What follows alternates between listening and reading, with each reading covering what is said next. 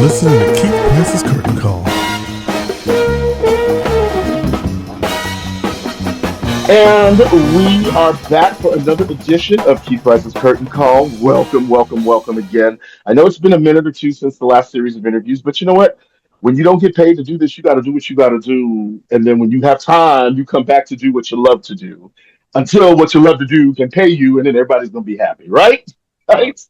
And my next upcoming guest that I'm going to have some time with is a local New York actor, if you will, so to speak, in that, born in Brooklyn, has graced many a stage, not only here in New York City, but also in a few places, touring, award winning actor who I just realized in the end has a theater company, has had this really fantastic, interesting story. The story that I wouldn't allow him to tell because I feel like it's his story to tell, of course. But at the same time, I'm so glad that Jonathan Judge-Russo is here with me on the curtain call. How you doing, Jonathan? What's up, baby? I'm great. The pleasure is truly mine.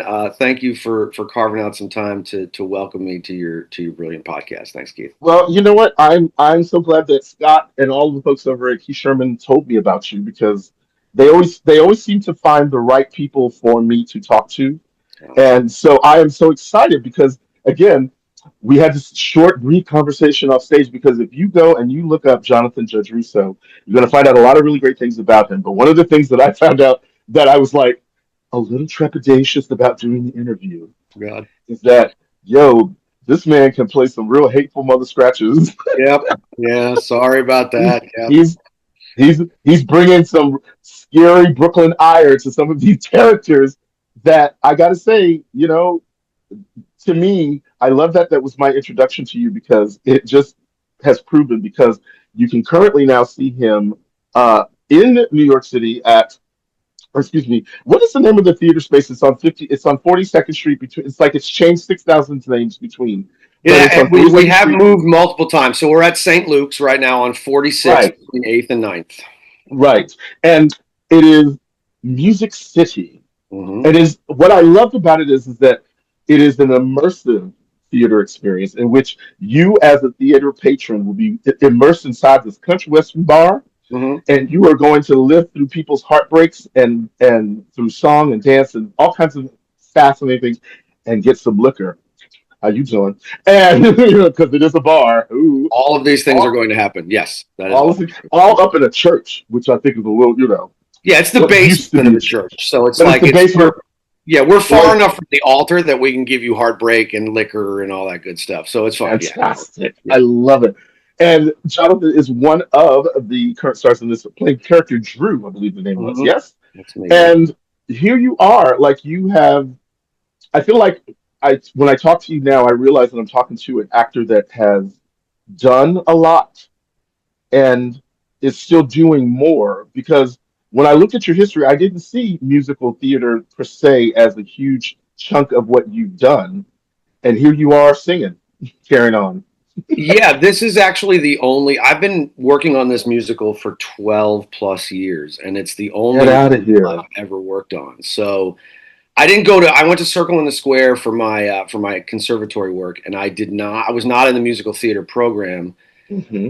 And I happened upon this piece because the book writer saw me in something and he thought of me and they brought me in. And it basically worked out that when he brought me in for this, he asked me point blank, he said, "Can you sing?" And I said, I've sung some. I mean, I've been in choirs and a cappella groups and things like that, but I'm not a singer. Singers,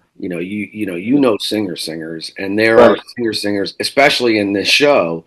And I can hang, but I mean, there are some real knockouts out there. And so I think this show, as much as anything else, has developed me as a singer.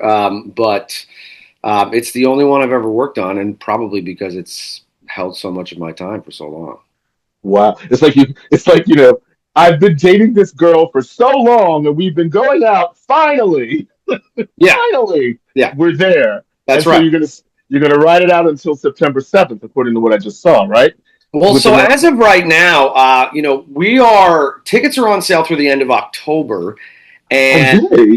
yeah, so tickets are on sale through the end of October, but we have every intention of running this thing as long as possible. So Okay. yeah, so I mean, please, buy tickets, come check us out. As Keith said, it's a full on immersive experience. We have an open mic before every show, so the Oh doors God. open at 6:30. You can get up on stage, you can sing a song, you can play a song, you can do an original, you can do a cover. So there's an open Woo. mic that starts about 15 minutes before the show. And then we kick it off at 7 o'clock. You're sitting in a bar, you're having some Mhm. drinks, you're having some popcorn. We really try to put you in a honky tonk in Nashville. So it's great. It's so fabulous because the last show that I saw that kind of had that same vibe was Murder Ballad. Like Mm-hmm. I don't know how many years ago it was that I saw that, but I remember it was one of those set in a bar situations. But it was very, of course, it was a murder story, so Mm-hmm. you know that made it much more, a different kind of angle to take with that. But I love the idea of immersive theater in that it gives people the opportunity to participate in the craft and also get to share their energy with you guys when you are, That's because I feel like it becomes a much more communal thing. Am I wrong? That's absolutely right. No, it is. And it's not like I think sometimes people get scared at the word immersive because they all feel like they're going to get pulled up on stage and it's going to be Mhm. this Which is experience my that dream. exactly. So I mean, I better see you there so that we can. No, but I think for in our immersive experience, we're not pulling people up on stage. We're not making Mhm. them do things that make them uncomfortable. In our Mhm. immersive experience, it's an intimate theater. It's I think it's 175 or 180 seats, Mhm. and we are staged in such a way that we are out among the audience. And so there is a stage. We're on it, but we're playing in the whole space. Right. The actors are musicians as well. They're moving around. And so, yeah, there's a couple moments where there's really just one moment where we're involving the audience, and it's very casual and it's not intimidating at all. But Murder Ballad is a good reference. I love that show, and yeah, it's a lot of fun. You have to you have to vibe with each other's energy. To your point, we are feeling Right. the audience is feeling us. It's impossible to separate the two because we're so close, um, Mhm. and it makes for a great night. It really does. I love that. And again, for you not being a singer per se, what has this 8 show a week situation for you been like? I mean, vocally, how did you prepare yourself vocally for this? Not So having had experience. no, I mean, listen, I am incredibly lucky to work with a great vocal coach and teacher named Mike Ruckles, who has been Mhm. just a godsend to me. I'm also surrounded by remarkable people inside and outside of the show who have lent me their expertise. Um, I have friends who are Broadway veterans. I have Mhm. people in the show who are Broadway veterans.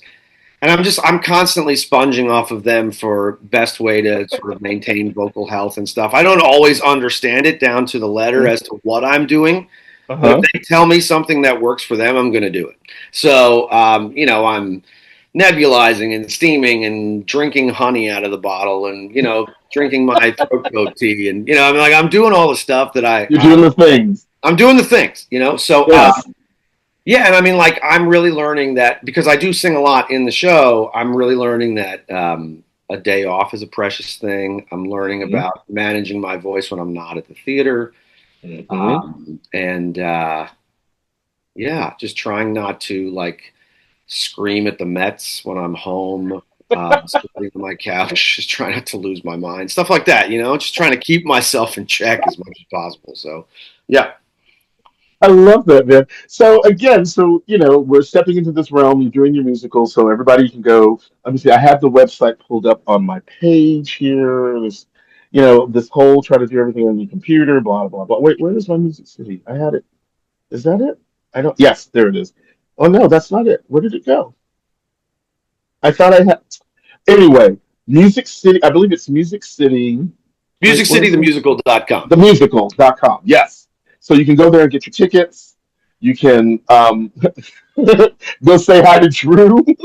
That's right. Please, when And you then book your ticket, you'll be prompted if you want to sign up for the open mic. So you can do that if you want, for sure. it's like my dream is to go on stage and go, I'm not really a singer.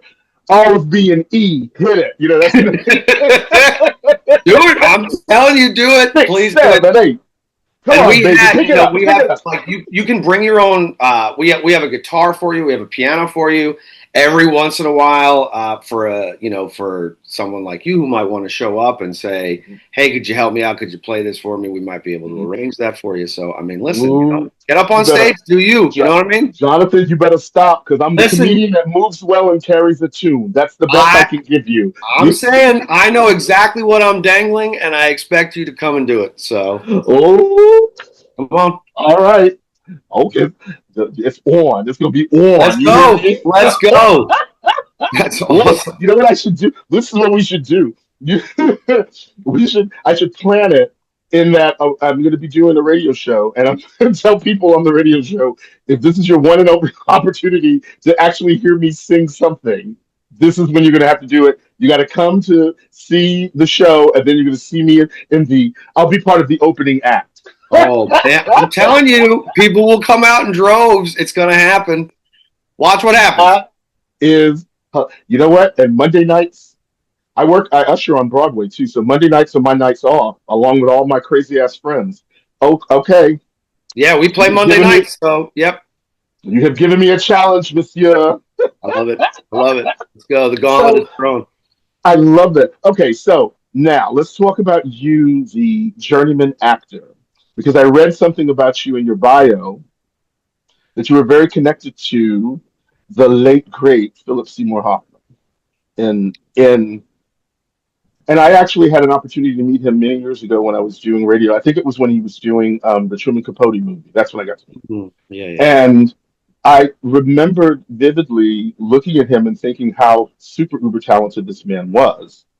Also, as you know, later on we find the troubles that was going on behind that. But from the place of meeting a creative artist, what was that experience like for you to have him embrace you? Because that's the story that you he saw you, you admired him, he saw you do something, you were coming out of your program, and then invited you to join the Labyrinth Yeah, company. yeah, that's the What was what the hell was that like? It was it was just as staggering as you can imagine. I think it was. Yeah. Yeah, I mean, I came up, and he was my guy. I mean, even before I knew I wanted to do this as a career, even before I even considered it an option as a career, Hmm. he was my guy. I mean, he was out there just crushing one thing after another. And then in the summer of 2001. They did a production of The Seagull in Central Park, Hmm. which was, for those who saw it and remember it, it was the most unbelievable production ever. And it was the most epic cast you've ever seen. It was Phil, it was Meryl Streep, Natalie Portman, Kevin Kline, Chris Walken, John Goodman. And Wow.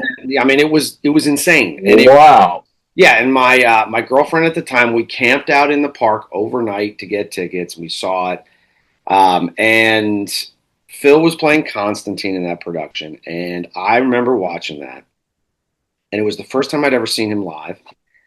And I walked out of the theater that night, and I was in a different place, and I thought, this is what I want to do for a living. This is the moment I think Wow. that had happened. That moment I think happened twice for me in my life where I really considered this as an option. The other one was seeing Stephen McKinley Henderson in Jitney, but that's a totally different story. Oh, Yeah, I I mean, love him. oh my God, totally different. But again, like completely staggering moment in my life where I was like, okay, I cannot watch you and not want to be you. So anyway, I saw Phil do that. I left and I just went down this path. Cut to like 10 years later, I'd come out of Circle in the Square about a year and a Hmm. half earlier. And that's the same place that Phil went. Hmm. We were both taught by a guy named Alan Langdon, and Alan was basically our shared mentor. Hmm. And after graduating, Alan was directing a production of The Seagull. and cast me as Constantine in that production. And Oh, wow. yeah, and on the closing night or closing day of that production, unbeknownst to me, Phil was in the audience, and other people in the cast knew about it, and they were talking to each other backstage, and they were like, "Don't tell Jonathan that he's here Oh, because yeah, because you he'll don't do freak that. out or have a meltdown or whatever." I would have undoubtedly done. Um, and so after Because the I know show, me. yeah, I would have lost my mind. And after the show ended, he asked to meet me at stage door, and that in and of itself would have been enough. And Okay. he chatted with me for a while, and he said some unbelievable things that I will cherish for the rest of my life. And then he Wow. said, look, I'd love to work with you. I'd love for you to come and participate in some of what we're doing at Labyrinth. And then we just kind of struck up a relationship from there, and it became a friendship and a mentorship. And, we would meet for breakfast a lot and just shoot the shit about the work and the Knicks and whatever else. You know what I mean? It was just, Wow. yeah, I mean, it was, he was an extraordinary force in my life and had an extraordinary impact on me. He was,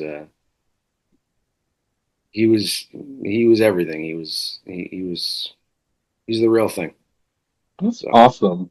And again, influential in such that you have your own theater company Yeah, well, I mean, he and Alan, who I referenced earlier, were both huge proponents of, and I mean, he was doing it with Lab, now. Hmm. huge proponents of make your own work. I mean, this is an industry where, like you can sit around and you can wait for other people to do it for you, and you'll get dusty, and you will. I mean, you just, like it'll True just. that. I mean, like like kudos to the people for whom it just happens, but that's such a minute percentage of the population that you just kind of got to go do it if you want to have some agency and choice over what you're doing. And there's certain stuff out there that you want to do, and there are people with whom you want to work. You got to go make it. Yeah. So they said that, and they rang that bell, and I believe in that, and I there are people I love working with, and I've been very, very fortunate over a long period of time to be able to build something and work with people and continue to do it. So yeah, they were huge proponents of that. Wow. See, as I said before, journeyman. You dipped and did and do and kind of renaissancing your way through some of this because you have the classical theater training background. You also have now you have your musical training that you now Yeah. have. Of course, you're producing and directing stuff for yourself. Like, what do you see yourself doing next? Because you've spent 12 years with this musical. You've now finally got it to where the baby's up and running. And hopefully going to get to grow, maybe go beyond where we are in this space. If that's what the fates allow. But what do you have planned for yourself past that? I mean, look, I think I just I don't do well sitting around doing nothing. So I think like in my mind, whatever's next is kind of a multiple choice question for me. Hmm. It's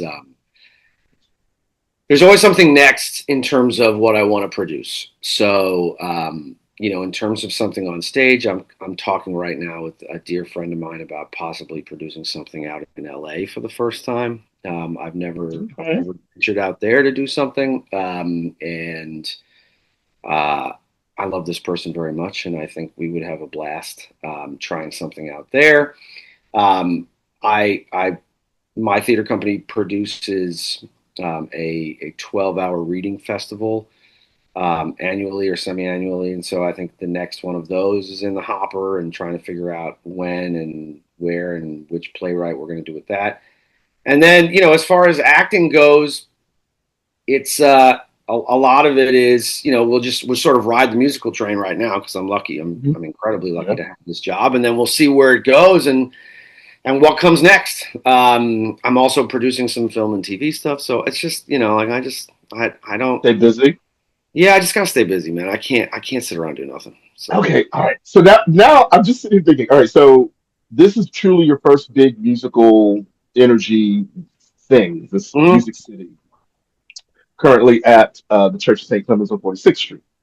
Now, have you thought about other musicals that you might think about being in? Any other roles that you might see? I mean, like beyond creating something for yourself, yeah, yeah, yeah, sure, sure, sure. But like of the current canon of things that are actually out there, what are you looking at? What do you look at and think to yourself, maybe one day I'll Billy Flynn it, or maybe one day I'll Mustafa, something like what's out there that's happening that you I would think about doing? It's funny, I think my brain is programmed and still remains programmed in such a way that I still there's something about my brain that clicks play rather than music. Okay, Uh, okay. so that's kind of where my head goes in terms of like what I would want to do in terms of the canon or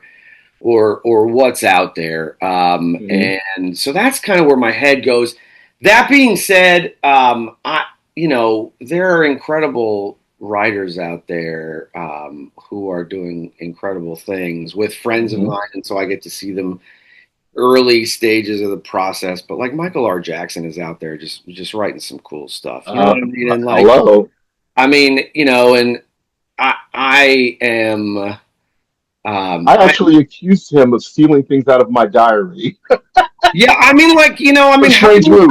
how can you not be enamored with that work? I mean, Yeah. it's just like that stuff is next level for me. That level of Mm. storytelling is I haven't been as moved in musical theater. I mean, deeply affected by musical theater as I have been by Michael's stuff. So Wow.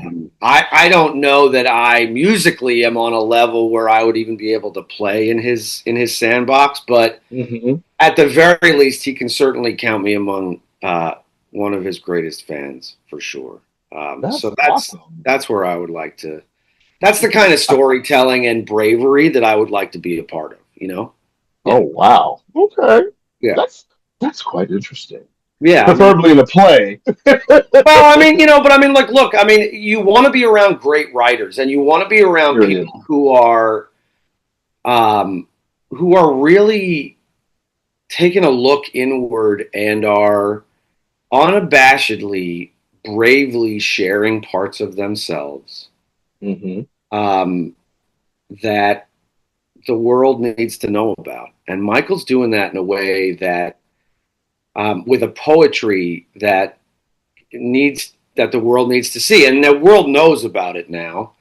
Hmm. But you want to be a part of that kind of storytelling. So I mean, if Michael writes a play, count me as the first one on the list. But if it's only musicals, I still want to. I would still love to be involved. If it's deep in an ensemble, it doesn't matter. Like that, Hmm. just want to be around that type of story. That's all that matters. Wow.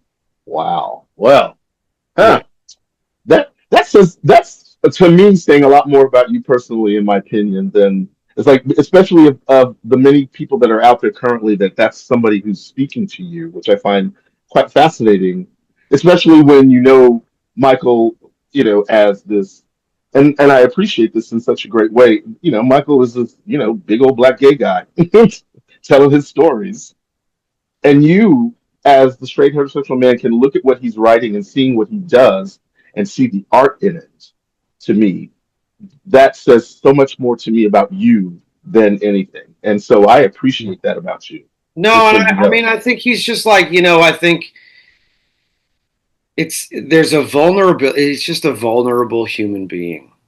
Yeah. Oh, and I think at the end of the day, I think that's what connects you. You're just people searching for something.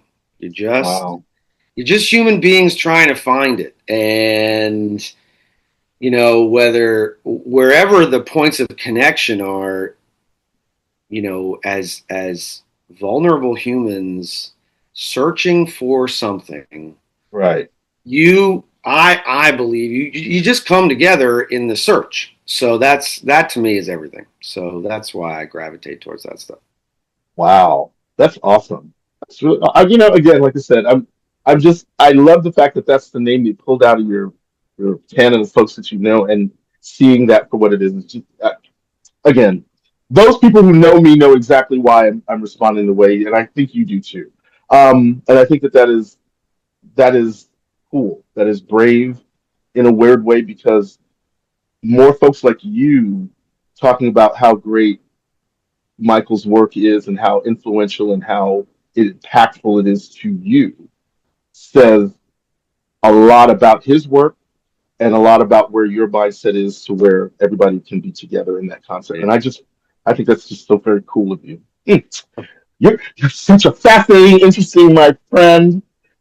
I feel like I want to be friends with you, Jonathan. This is hopefully not going to be ever our last time talking, but Absolutely. gosh, man, congratulations on everything that's going on.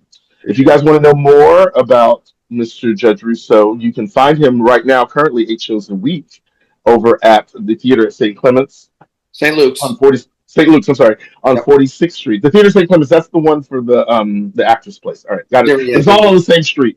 Um, and this man do see this man in his singing musical debut. Technically, let's be for Crazy. real, for real. Crazy. And this amazing cast and this immersive piece. Go to musiccitythemusical.com if you want to get more information about tickets and stuff like that. They are planning on going through October. I don't know At what least. date it is that I'm going to come in and do my 5, 6, 7, 8, but I feel like now I've got to prepare. I mean, please, and just to have your presence in the room would just be lovely. I mean, like, get on stage, That's don't what get on stage, but just come and hang out with us. You know what I mean? Like, I absolutely will. No, I no, that is absolutely going to happen. awesome. You I know, love that. I love that. especially now that I have a connect. No, I mean, and for sure, and I mean, look, I like to say this as much as I can because it's important, but like, it is truly an ensemble piece. We are a family on and off stage. Everybody in that room, everybody in this production is deeply tied together, and so I think we emanate of a familial vibe, and so Good. we like to bring that to who comes in the room. So please be a part of our family.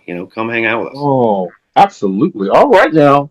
That Yeah, is Mr. Jonathan Judge Russo hanging out with me for the first time, which I think is cool. And now I'm looking forward to seeing what's going to be going on with you from this moment on forward because you're pretty cool. You're a cool appreciate it, guy. man. You too. All right, everybody. So look, I'm back. I'm interviewing. We're talking. We're hanging out. So catch Mr. Jonathan Judge Russo over again, I said, at musiccitythemusical.com. Um, go look up if you dare look up his episodes on Law and Order SVU and FBI because you will then be able to see the dichotomy of the work that this man can bring to you. I think is what he can be mean, he can be wonderful, he can be gentle, he can maybe even sing you a ballad. How about that? I Okay, love that. yeah, that's I possible. love that. All Have a possible. great time, and thank you so much for hanging out with me. Keith, it's such a pleasure. It's an absolute joy to have met you, and this will absolutely be only the first of many conversations we have. Absolutely. Oh man. Oh we will be back. All right. Ooh, you are listening to Keith Price's Curtain Call.